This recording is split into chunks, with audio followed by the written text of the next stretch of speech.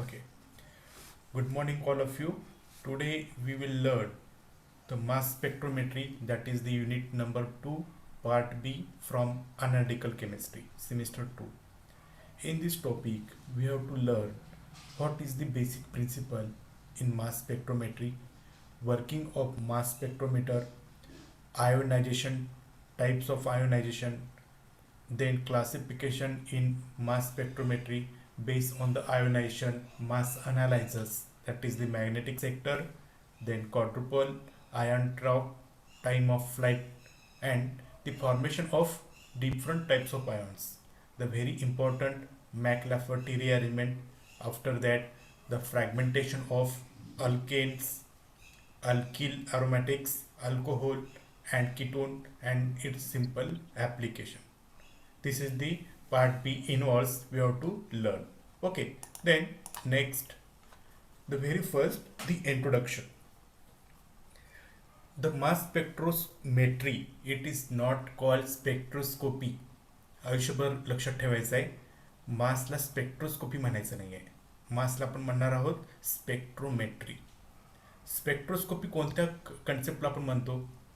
ज्या कन्सेप्टमध्ये आपण electromagnetic radiation use करतो आणि इलेक्ट्रोमॅग्नेटिक रेडिएशन्स यूज करून जे आपण ॲनालिसिस करतो त्याला आपण म्हणतो काय? स्पेक्ट्रोस्कोपी. स्पेक्ट्रोमेट्री म्हणजे काय? इथं मेजरमेंट आहे, इथं आपल्याला मेजरमेंट आहे. जसं आपण म्हणजे मोजतो काहीतरी, तशा पद्धतीने मोजणं आहे इथे, त्याला आपण म्हणतो mass spectrometry. In short M S लिहितात मास स्पेक्ट्रोमेट्री. एम एस म्हणजे महेंद्र सिंग नव्हे, येस, तर एम एस म्हणजे मास स्पेक्ट्रोमेट्री. ओके, मग बेसिकली मास स्पेक्ट्रोस्कोपी आपण काय यूज करतो? What is the role of mass spectroscopy? आता मला सांगा, तुमच्यापैकी बरेच जणांची आता मला नावं काहींचे पाठ आहेत, काहींचे पाठ नाहीत अजून. आता फॉर एक्झाम्पल सुजित मोरबाळे. सुजित मोरबाळेला काहीतरी वजन आहे ना, may be 50 kilo, 60 kilo, 70 kilo, 80 kilo, ह्याच्या आसपास काहीतरी वजन असेल, मी रँडमली बोलतोय. त्याच्यानंतर दुसरा एखादा कॅन्डिडेट सिद्धेश जांभळे, त्याचं वजन वेगळं आहे. मे बी सुहेल, ह्याचं वजन आणि सुजित मोरबाळेचं वजन सेम असेल. विवेक कोगले, ह्याचं वजन परत डिफरंट असेल. म्हणजे जनरली मला सांगायचं काय आहे की जसं प्रत्येक व्यक्तीचं वजन वेगळं आहे, सिमिलरली कार्बन असेल त्याचं वजन 12 AMU, atomic mass unit. Okay, त्याच्यानंतर ऑक्सिजन असेल त्याचं वजन ग्रॅम म्हणत नाही आहे मी, 16, ऑक्सिजनचं वजन 16 AMU, अशा पद्धतीनं म्हणजे ॲटॉमिक मास युनिट. हायड्रोजन, त्याचं वजन 1. त्याच्यानंतर तुमचा क्लोरीन असेल तर क्लोरीनचे वजन 2 आहे, कारण की क्लोरीनचे आयसोटोप 2 आहेत, एक 35 आहे आणि दुसरा आहे 37 क्लोरीनच्या बाबतीत. सिमिलरली नायट्रोजन असेल तर त्याचं वजन किती येईल? 14 AMU. हे मास नंबर त्यांचे झालेत, हेच त्यांचं मास नंबर म्हणजेच त्याचं वजन असणार आहे त्याचं. ओके, मग ह्याच्या सहाय्यानं आपण स्ट्रक्चर डिटर्माइन करू शकतो. ह्याच्या मदतीनं आपण काय करू शकतो? इझिली स्ट्रक्चर डिटर्माइन करू शकतो. कसं करू शकतो? तर ह्याचा टोटल भाग तो आपण ह्या टॉपिकमध्ये शिकणार आहोत.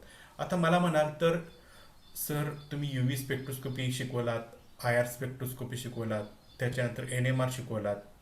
ओके, NMR नंतर CMR आहे, C13 स्पेक्ट्रोस्कोपी, आणि फायनली मास स्पेक्ट्रोस्कोपी. आता C13 स्पेक्ट्रोस्कोपी तुम्हाला सेमिस्टर 3ला आहे. आता ह्या बेसवर तुम्ही जर बघितला तर UV कमी माहिती देतो, त्याच्यानंतर IR स्पेक्ट्रोस्कोपी त्याच्यापेक्षा थोडीशी जास्त म्हणजे फंक्शनल ग्रुप रिलेटेड माहिती देतो. त्याच्यानंतर HNMR म्हणजे हायड्रोजन NMR, प्रोटॉन NMR आपल्याला मॅक्झिमम माहिती देतो. मग मास स्पेक्ट्रोस्कोपीचा यूज काय? येस, मास स्पेक्ट्रोस्कोपीचा यूज काय? तर जनरली H1NMR जर तुम्हाला काढायचं असेल तर तुम्हाला मोलेक्युलर फॉर्म्युला माहिती असायला पाहिजे, बरोबर आहे ना? H1NMR जर तुम्हाला काढायचं असेल तर तुम्हाला मोलेक्युलर फॉर्म्युला माहिती असायला पाहिजे. आणि बऱ्याच वेळेला आपल्याला मोलेक्युलर फॉर्म्युला आता मी देतोय प्रॉब्लेम सॉल्व्ह करताना, तेव्हा आपल्याला माहिती होतं. आता फॉर एक्झाम्पल मी तुम्हाला आमच्या लॅबमध्ये मी गेलोय, त्यातला ऑर्गॅनिक कंपाऊंड, एखादा ऑर्गॅनिक कंपाऊंड मी घेऊन आलेलं आहे आणि तुम्हाला सांगितलं की ह्याचा NMR काढा. मग NMR काढला की आपल्याला त्याच्यावरनं काय होतं, आता लॅबमधले जे काही केमिकल्स आहेत ते सोपे आहेत. त्यात सगळ्यात मी अवघड दिलं ज्याच्यामध्ये 25-30 हायड्रोजन्स असतील आणि एकमेकांमध्ये स्प्लिट होतात.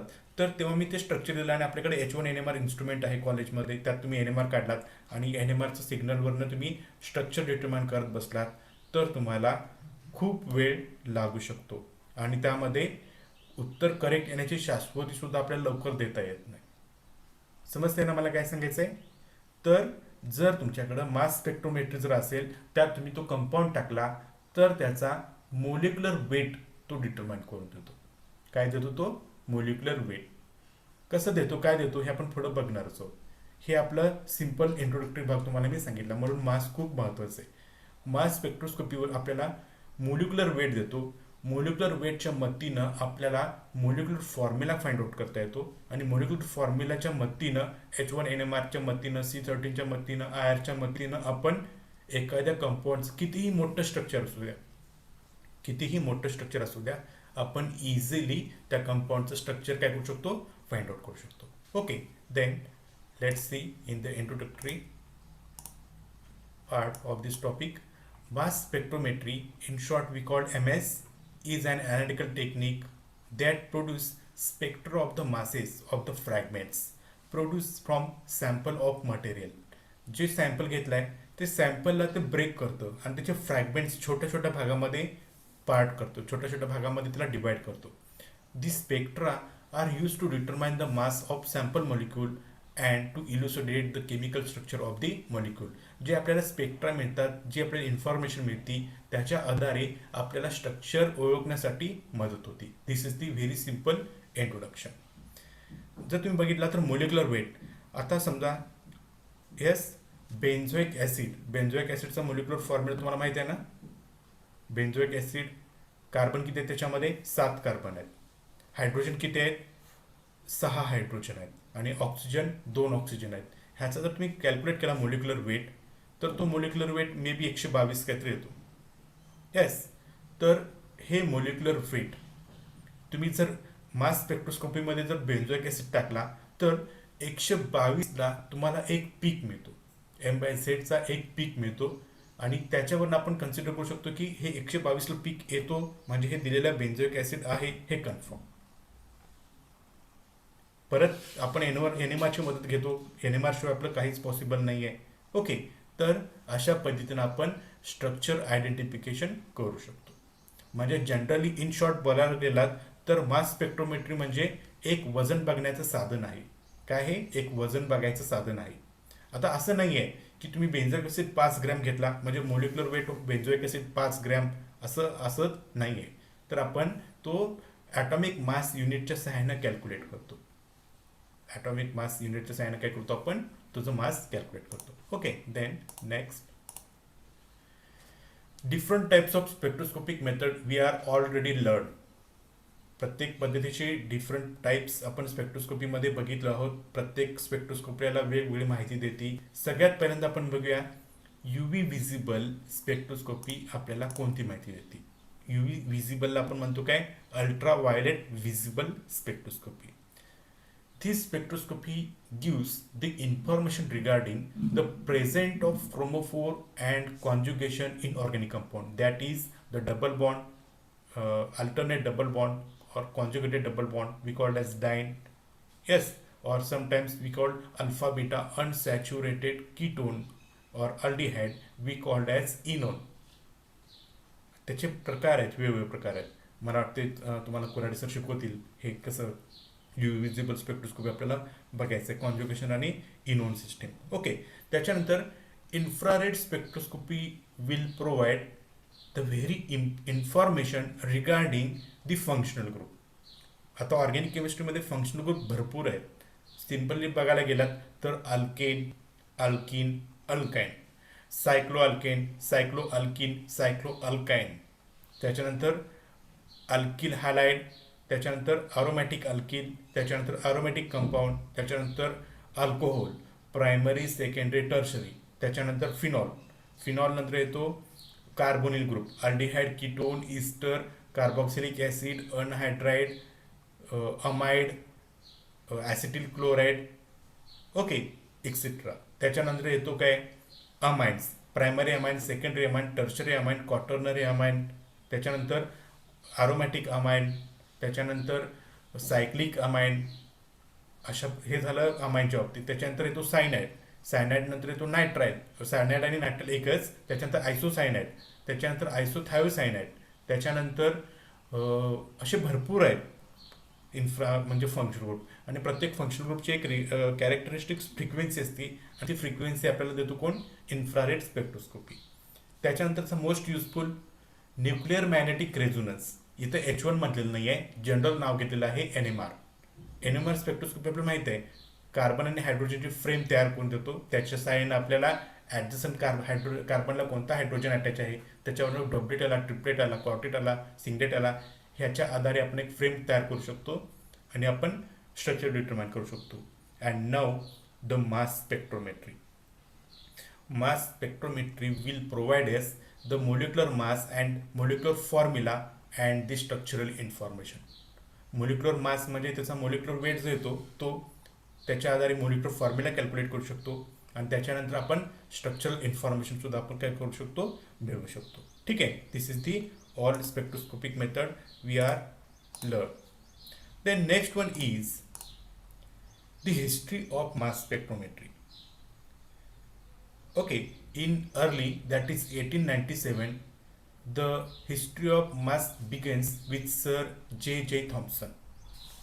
इथे तुम्हाला दिसेल स्क्रीनवरती, this is the Joseph John Thomson, who won the Nobel Prize in 1906. He is a Cavendish laboratory of the University of Cambridge, who studied an electric discharge in gases led to the discovery of the electron in 1897. In the first decade of the 20th century, Thomson went on the construction of the first mass spectrometer. Then that time it is called as parabola spectrograph, for the determination of mass to charge ratio of the ion. In this instrument, ions generated in discharge tube were passed into electric and magnetic field, which made this ion move through the parabolic trajectories. The rays were then detected on fluorescent screen or photographic plate, so that the Thomson awarded 1906 Nobel Prize in Physics for the recognition of great merits of his theoretical experimental investigation of the conduction of electricity by gases. तर मास स्पेक्ट्रोस्कोपीचा शोध जो लावला, तर 1906ला त्याला Nobel price देण्यात आलेलं. 1906ला त्यानं काय केलं होतं, म्हणजे ते सायंटिस्टने J. थॉम्सन, त्यांनी एक असा इन्स्ट्रुमेंट बनवला होता ज्याच्यामध्ये जे काही कॅटायन्स म्हणतो आपण, किंवा रेडिकल कॅटायन्स त्याला म्हणतो, तो इलेक्ट्रिक मॅग्नेटिक फील्डमधनं पास केल्यानंतर त्याचे काहीतरी पॅराबोलिक ट्रॅजेक्टरीज झाल्या होत्या, त्याच्या आधारे तो डिटेक्ट केला होता की मास फाइंड आउट कसं करायचं आहे. त्यामुळे त्याला 1906चं नोबेल प्राइज दिलं होतं. आणि हे आहे सगळ्यात पहिला जो त्याने शोधून काढला होता मास स्पेक्ट्रोमेट्री, तर तो आहे हा. त्या काळात त्याला काय म्हणत होतं, पॅराबोला स्पेक्ट्रोग्राफ हे म्हणत होतं, पॅराबोला स्पेक्ट्रोग्राफ. आताच्या काळात ह्याला मास स्पेक्ट्रोमेट्री म्हणतात, पण हे रिप्लिक आहे, म्हणजे त्याचं डुप्लिकेट आहे. जनरली आता जे यूज करतात त्याच्यामध्ये बरेच मॉडिफिकेशन केलेले आहे. ओके, देन मास स्पेक्ट्रोमीटरचे आपण स्केमॅटिक डायग्राम बघूया, आणि तो कसं काम करतो हे सुद्धा आपण बघूया. सगळ्यात पहिल्यांदा तुम्हाला सॅम्पल त्याच्यामध्ये आत घालावे लागणार आहे, त्याला आपण काय म्हणतो, इनलेट. मग तुमची जे ऑर्गॅनिक कंपाऊंडमध्ये जे काही सॅम्पल असतात ते कोणत्या फॉर्ममध्ये असतात, ते कोणत्या फॉर्ममध्ये असतात ऑर्गॅनिक कंपाऊंडमधले सॅम्पल. काही सॅम्पल सॉलिड असतात, काही सॅम्पल हे लिक्विड असतात, काही सॅम्पल हे वेपर असतात. मग इनलेट सिस्टीममध्ये आपल्याला हे सॅम्पल सॉलिड किंवा लिक्विड किंवा वेपर ह्याच्या आतमध्ये काय केलं जातं, सोडलं जातं. ह्याच्या आतमध्ये सोडल्यानंतर इथं एक हिटिंग चेंबर असतं, आणि हिटिंग चेंबर आपल्याला जर सॉलिड असेल तर त्याला हीट करून त्याचं कन्व्हर्जन गॅसमध्ये करतो, लिक्विड असेल त्याचं कन्व्हर्जन काय करतो, हीट करून गॅसमध्ये करतो, आणि वेपर असेल, गॅसेस सबस्टन्स असेल तर त्याला हिटिंगची आवश्यकता नाही आहे, तो ॲज इट इज पास केला जातो आयोनायझेशन चेंबरमध्ये. ओके, आता आयोनायझेशन चेंबरमध्ये काय केलं जातं, तर त्या मॉलिक्यूलवरती त्या जो तुमचा मॉलिक्यूल दिलेला आहे त्याचं आयोनायझेशन केलं जातं आणि त्या आयोनायझेशन केल्यानंतर त्यातनं फक्त एक इलेक्ट्रॉन बाहेर काढला जातो.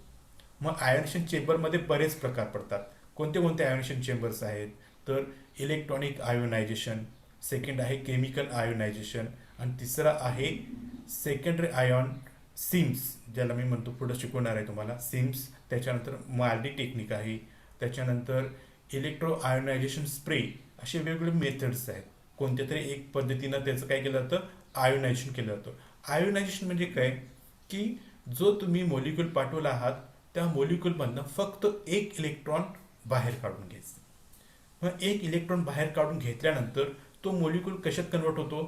तर तो मॉलिक्यूल कन्वर्ट होतो रेडिकल कॅटायनमध्ये. काय होतो तो? रेडिकल कॅटायनमध्ये.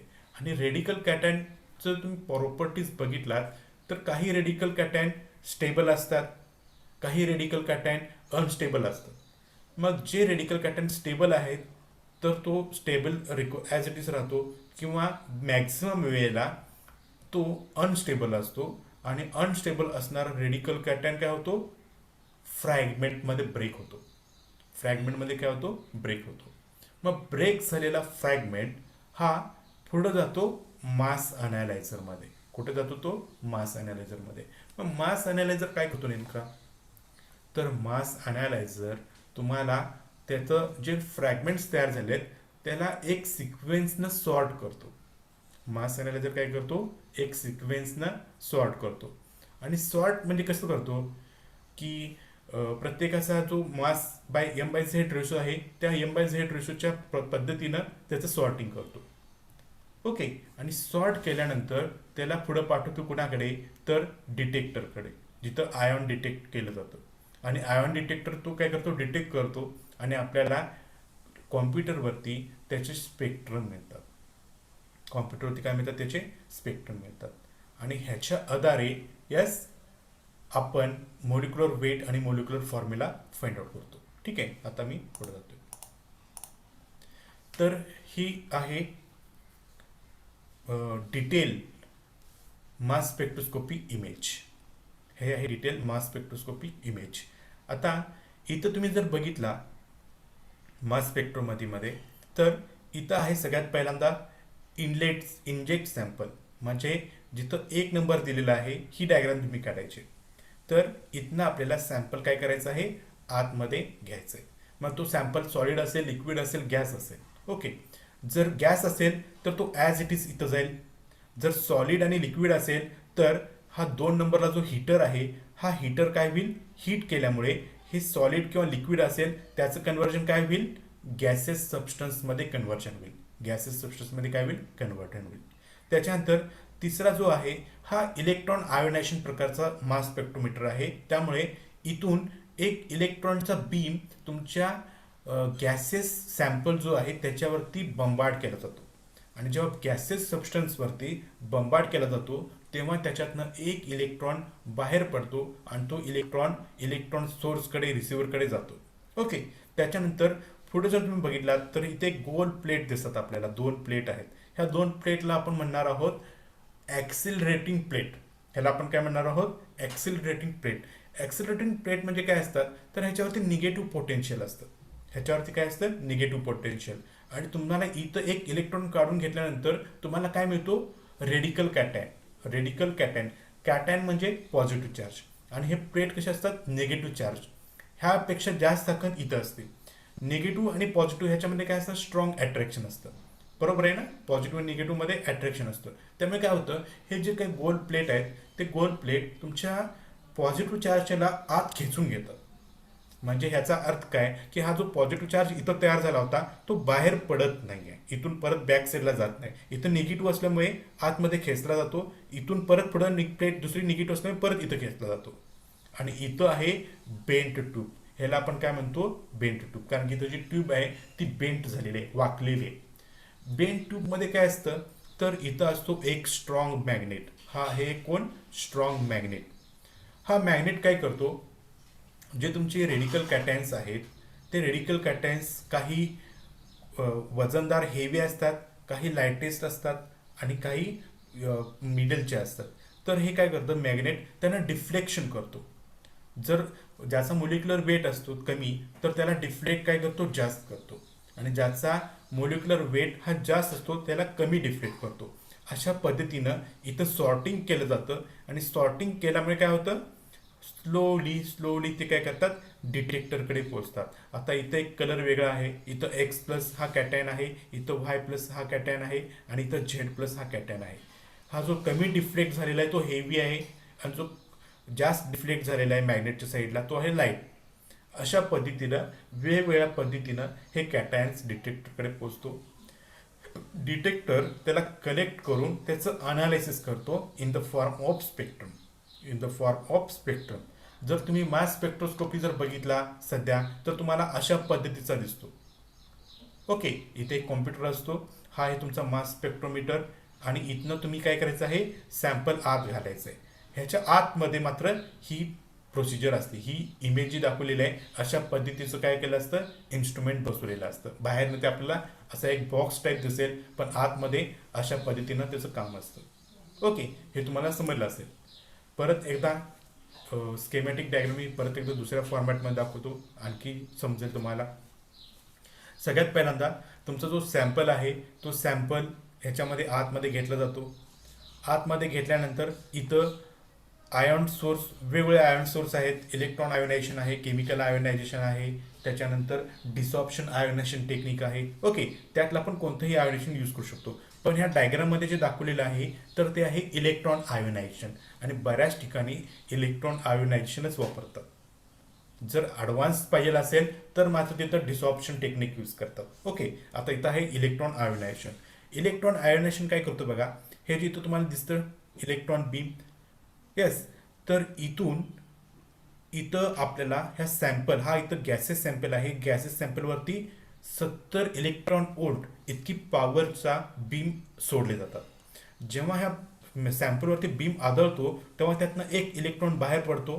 तो ह्या इलेक्ट्रॉन इथे जातो इलेक्ट्रॉन रिसिव्हरकडे, आणि शिल्लक राहिलेला जो भाग आहे मोलिक्युलर आयॉन, तर ते मोलिक्युलर आयॉन हे इथपर्यंत जातात, असं असं पुढे जातात. इथं तुमचे ॲक्सेलेटिंग प्लेट असतात. ॲक्सिलेटर प्लेटपासून पुढे आल्यानंतर तिथं बेन ट्यूब असतात. ह्या बेन ट्यूबमध्ये मॅग्नेट असतो. मॅग्नेट काय करतात, त्याची डायरेक्शन कमी जास्त करतात. म्हणजे ज्याचं वजन डिफरंट आहे त्याला कमी डिफ्लेक्ट करतो, ज्याचं वजन जास्त आहे त्याला कमी डिफ्लेक्ट करतो, ज्याचं वजन कमी आहे त्याला जास्त डिफ्लेक्ट करतो. अशा पद्धतीनं वेगवेगळे कॅटायन्स डिटेक्टरकडे जातात आणि आपल्याला मिळते इमेज, म्हणजे मास स्पेक्ट्रोस्कोपीची स्पेक्ट्रम मिळतात. Okay, then various part involve in the mass spectrometer. There are five main parts, that is the ionization chamber, accelerating device, bend tube, collector, and spectrum. In this mass spectrometer, the very first point is the very first part is inlet. Inlet म्हणजे काय, जिथनं आपण sample आतमध्ये देणार आहे ना, तर त्याला आपण इनलेट किंवा मास स्पेक्ट्रोस्कोपीचं ह्याला आपण गेट म्हणू शकतो. ह्या गेटनं आपल्याला आतमध्ये जायचं आहे. मग इनलेटसाठी आपल्याला कोणते कोणते टेक्निक बघायला मिळतात, तर मॉडर्न डेजमध्ये आपण HPLC यूज करतो. HPLCतनं प्युअर कंपाऊंड आतमध्ये जातो. किंवा फ्लो इंजेक्शनच्या मदतीनं आतमध्ये फ्लो करतो आपण. किंवा सॅम्पल प्लेट असतात, ते सॅम्पल प्लेट डायरेक्टली आतमध्ये इन्सर्ट करतो. आयोनायझेशन चेंबरमध्ये काय होतं, तर तिथं आयोनायझेशन केलं जातं. मग आयोनायझेशन करण्यासाठी कोणती मेथड यूज करतात त्याला आपण म्हणतो आयॉन सोर्स. मग आयॉन सोर्स जर बघितला तर आपल्याकडं एकूण इथं तुमच्या सिलेबसला 5 आहेत, पण जनरली 6 आहेत, जे तुम्ही पुढच्या सेमिस्टरला आणखी एक शिकणार आहात. त्यातला पहिला आयोनायझेशन सोर्स आहे EI. EI म्हणजे इलेक्ट्रॉन आयोनायझेशन. दुसरा आहे CI. CI म्हणजे केमिकल आयोनायझेशन. तिसरा आहे माल्डी. माल्डी म्हणजे काय, matrix assisted laser desorption ionization technique. त्याच्यानंतर फोर्थ आहे ESI, electron spray ionization. And last आहे FAB, that is fast atomic bombardment. काय आहे, फास्ट ॲटॉमिक बंबार्टमेंट टेक्निक. अशा वेगवेगळ्या पद्धती आहेत. इथनं आपल्याला काय केलं जातात, तुमच्या सॅम्पलचा एक इलेक्ट्रॉन काढून घेऊन मोलिक्युलर आयनमध्ये कन्व्हर्जन केलं जातं. ओके, त्याच्यानंतर पुढे जातो ॲक्सिलेटिंग डिव्हाइस. ॲक्सिलेटिंग डिव्हाइसमधनं हे जे मोलिक्युलर आयन्स इथं तयार झाले होते ते पुढे जातात. तिथे येतं बेन ट्यूब. बेन ट्यूबमध्ये असतो मास अनालायझर. मास अनालायझरमध्ये परत हे तर तीनच आहेत आपण शिकायचं आहे म्हणून, तर तीन वेगवेगळ्या प्रकारचे मास अनालायझर आपण बघू शकतो. सगळ्यात पहिल्यांदा क्वाड्रुपोल मास अनालायझर, त्याच्यानंतर time of flight mass analyser, and next one is ion trap mass analyser. हे सगळं आपण ॲनिमेटेड व्हिडिओ बघून समजू शकतो, अगदी सोपं आहे ते. आणि त्याच्यानंतर डिटेक्टर हा आपला भाग नसतो, इथं वेगळे डिटेक्टर यूज करू शकतो आपण. ते काय आपल्याला इथं डिटेक्टरकडे काय शिकायचं नाही आहे, हे आपण एवढेच भाग महत्त्वाचा आहे तो आपण शिकणार आहोत. आणि शेवटी डाटा सिस्टीम, तुमच्या कॉम्प्युटरवरती पीक येतात पी सीवरती, त्याच्या आधारे आपण काय करायचं आहे, अनालिसिस करायचं आहे. This is the mass spectroscopy. Okay, आता मी तुम्हाला इथे एक ॲनिमेटेड व्हिडिओ दाखवणार आहे. त्या ॲनिमेटेड व्हिडिओमध्ये तुम्हाला लक्षात येईल की इन्स्ट्रुमेंट कसा असतो तो. Okay.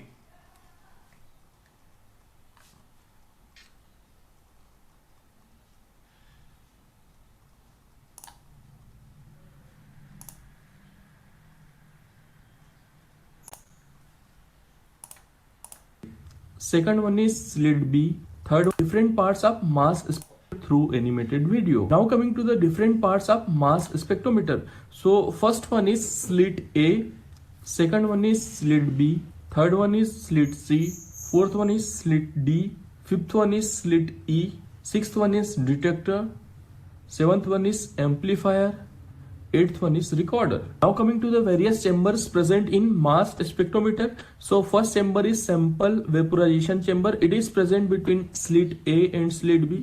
Second chamber is ionization chamber. It is present between slit B and slit C. Third chamber is ion acceleration chamber. It is present between slit C and slit D. Fourth one is mass analyzer. It is present between slit D and slit E. Now coming to the first chamber. So here sample will be inserted, and in second chamber, that is sample ionization chamber. In this chamber electron gun will be present in the form of tungsten filament. In this chamber electron collector will also be present, which will collect the electrons. Now coming to the third chamber, it contains various electrodes. First electrode is supplied with positive potential.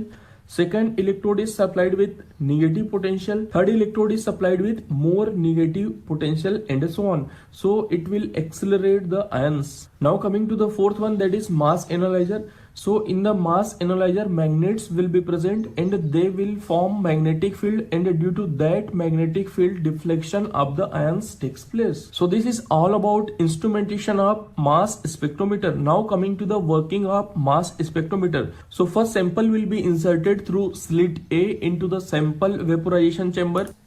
इथे जर तुम्ही बघितला तर हा जो sample दिसतो तुमच्या स्क्रीनवरती, तर तो सॉलिड असेल, लिक्विड असेल किंवा गॅस असेल. गॅस असेल तर हिटिंग कॉइलची आवश्यकता नाही आहे. सॉलिड लिक्विड असेल तर तो आपल्याला हीट करून वेपर फॉर्ममध्ये कन्वर्ट करावा लागतो. And here if sample is present in solid or in liquid form, then it will convert in the form of vapor due to heating, and the heating is given by heating coils. Now this vaporized sample will. आता इथं बघितला तर तो gases फॉर्ममध्ये झालेला आहे. इथं होता तो चांगला रेड खूप स्ट्रॉंगली दिसत होता, पण इथं गेलाय तो गॅसेस फॉर्ममध्ये गेलेला आहे. ओके, इथून तो इथं गेला की इलेक्ट्रॉन आयोनायझेशन होईल. ह्यातनं एक इलेक्ट्रॉन काढून घेण्यात येईल. इलेक्ट्रॉन काढून घेण्यात आल्यानंतर काय होतं बघा, Will go further through slit B and it will enter into the ionization chamber. Now electron gun will produce the beam of electron, and that will strike the molecule, and due to this electron beam, molecule will lose one electron and ultimately it will convert into the form of. आता इथं जर बघितला तर हा M आहे. M म्हणजे काय, त्या कंपाऊंडचं मोलिक्युलर वेट. ह्या मोलिक्युलर वेट वरती एक इलेक्ट्रॉनचे गन 70 इलेक्ट्रॉन ओढ इतकं स्ट्रॉंग परपेंडिक्युलर डायरेक्शनमध्ये म्हणजे बडवली, बंबाट झाली की त्यातनं एक इलेक्ट्रॉन बाहेर पडतो, आणि इलेक्ट्रॉन बाहेर पडून त्याचं कन्वर्जन होतं रेडिकल कॅटायन. म्हणजे हा मोलिक्युलर आयनमधनं एक इलेक्ट्रॉन काढून घेतला तर चार्ज स्पेसेस तयार होतात, आणि तो चार्ज स्पेसेस कसं तयार होतो, रेडिकल. हा डॉट आहे त्याला आपण म्हणतो रेडिकल, आणि पॉझिटिव्ह चार्ज आहे त्याला आपण म्हणतो कॅटायन. हा जो पहिला तयार होतो ह्याला आपण म्हणणार आहोत पॅरेंट मोलिक्युलर आयॉन. त्याला आपण काय म्हणतो, पॅरेंट मोलिक्युलर आयॉन. व्हिडिओ दिसत नाही का?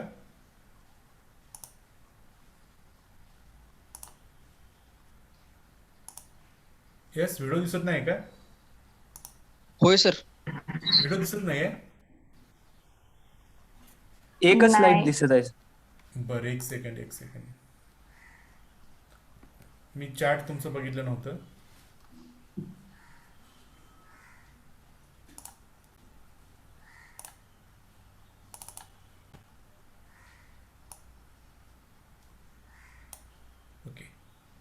Seventh one is amplifier आता दिसतं का? A. Second one is slit B. Today I'm going to explain. हो सर. दिसतं ना? हां. Hello friends, today I'm going to explain about instrumentation and the working of mass spectrometer through animated video. Now coming to the different parts of mass spectrometer. So first one is slit A, second one is slit B, third one is slit C, fourth one is slit D, fifth one is slit E, sixth one is detector, seventh one is amplifier, eighth one is recorder. Now coming to the various chambers present in mass spectrometer. So first chamber is sample vaporization chamber. It is present between slit A and slit B.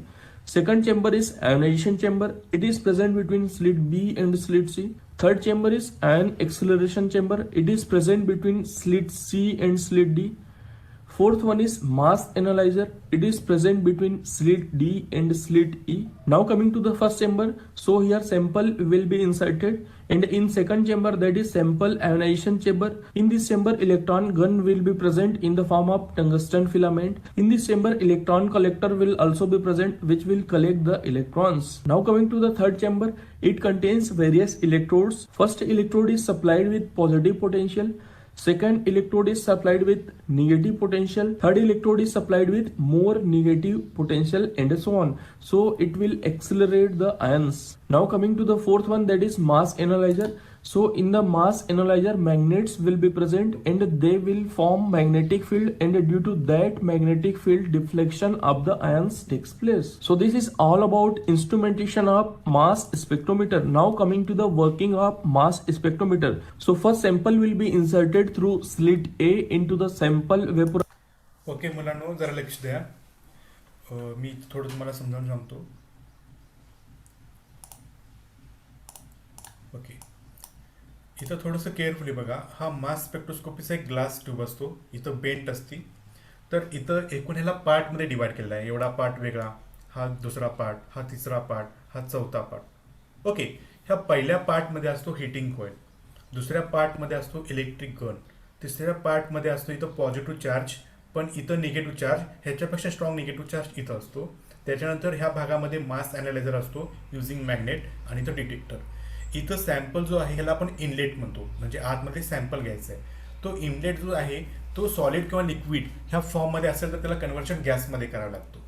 मग गॅसमध्ये convert करण्यासाठी इथं असतं heating coil. आता हा red किती strong आहे दिसतो आपल्याला, पण जेव्हा तो हीट होतो तेव्हा तो ब्लर होतो. Vaporization chamber, and here if sample is present in solid or in liquid form, then it will convert in the form of vapor due to heating, and the heating is given by heating coils.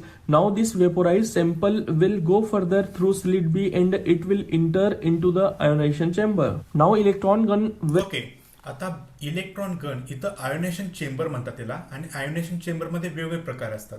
म्हणजे इथं electron gun म्हणजे ionisation चेंबरमध्ये इथं electron ionisation use केलं असतं. काही ठिकाणी chemical ionisation सुद्धा use करतात. ओके, आता इथं आपण इलेक्ट्रॉन आयोनेशन म्हणजेच काय हे आपण बघूया.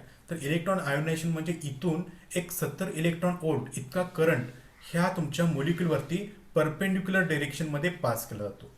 जेव्हा परपेंडिक्युलर डायरेक्शनमध्ये पास केल्यानंतर त्या दोघांच्या मध्ये काय होतील, एकमेकाला थडकल्यामुळे बंबार्डमेंट होतो, आणि बंबार्डमेंट जेव्हा होईल तेव्हा त्यातनं एक इलेक्ट्रॉन बाहेर पडतो आणि तो कलेक्टरकडे जातो. मग हा जो मोलिक्युलर होता, ह्याचं मोलिक्युलर वेट दाखवत होता, ह्यातनं एक इलेक्ट्रॉन काढून घेतल्यामुळे मोलिक्युलर आयॉन, ज्याला आपण म्हणतो काय रेडिकल कॅटायनमध्ये कन्वर्ट होतो, आणि त्या रेडिकल कॅटायनला आपण काय म्हणतो, पॅरेंट मोलिक्युलर आयॉन. ओके, आता इथनं पुढे काय होतं ते मी पुढे सांगतो. इथं बघा, will produce the beam of electron and that will strike the molecule, and due to this electron beam, molecule will lose one electron and ultimately it will convert into the form of positive ion, and this positive ion is known as radical cation or molecular ion. Here energy produced by electron beam will be approximate 70 electron volt, and ionization potential for the molecule will be approximate 10 electron volt. So due to high energy, M plus ion will convert in the form of fragment ion also, that will be M1 plus or M2 plus etc. Now these positively charged ions will go towards the slit C, and their positively charged.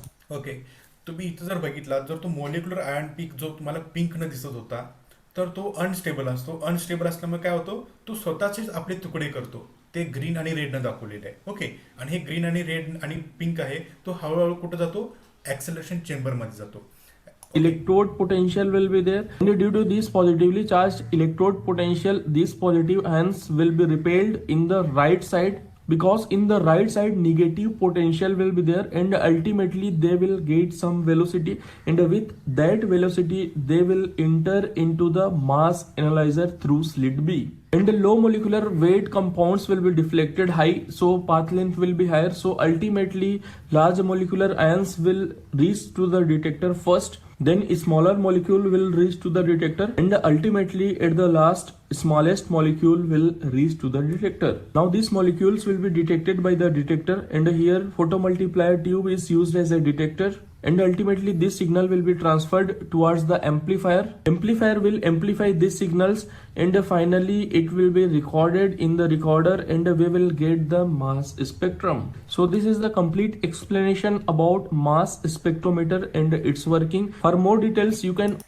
Okay, आता तुम्ही इथं बघितलात की pink, red आणि green हे पासमध्ये होताना म्हणजे मॅग्नेटमधनं जाताना यम म्हणजे काय, सगळ्यात मोठा वेट आहे, तर तो कमी डिफ्लेक्ट होईल, म्हणजे तो फास्टली जाईल. त्याच्यानंतरचा बारका जर असेल तो कमी डिफ्लेक्ट होईल, तो सेकंड नंबरला जाईल, आणि जो सगळ्यात छोटा आहे तो मॅग्नेटच्या तावडीतनं म्हणजे स्लो जाणार आहे, त्यामुळे काय होईल, 3 नंबरला जाईल डिटेक्टरकडे. अशा पद्धतीनं वेगवेगळे पीक आपल्याला डिटेक्टरकडच्या जाऊन ॲम्प्लिफायर होऊन आपल्या कॉम्प्युटरवरती त्याचे पीक मिळतात. That is M/Z ratio. आणि M/Z रेशो म्हणजे जो पहिला सगळ्यात शेवटचा जो पीक असतो तो असतो मोलिक्युलर वेट किंवा मोलिक्युलर आयॉन किंवा molecular weight of the particular compound. अशा पद्धतीनं आपण बेन्झोइक ॲसिड दिलो तर मला इथं जो पीक येईल तो 122ला येईल. समजा बेन्झिन दिलो, इथं जो पीक येईल तो मला मिळेल 78ला. मिथेन दिला तर इथं जो पीक येईल तो असेल कितीला, 16ला, कारण की 12 कार्बन आणि हायड्रोजन 4 असे 16. Oxygen for example me ethanol दिलो तर इथेनॉलचं मला वाटते CH3 म्हणजे 15, CH2 14, 15 आणि 14 झाले 29 आणि 30, ऑक्सिजनचे 16 म्हणजे 46. म्हणजे 46ला मला जो पीक मिळतो तो असणार आहे इथेनॉलच्या बाबतीत. आलं लक्षात मला काय सांगायचं नेमकं? ठीक आहे, इथं आपण थांबूया.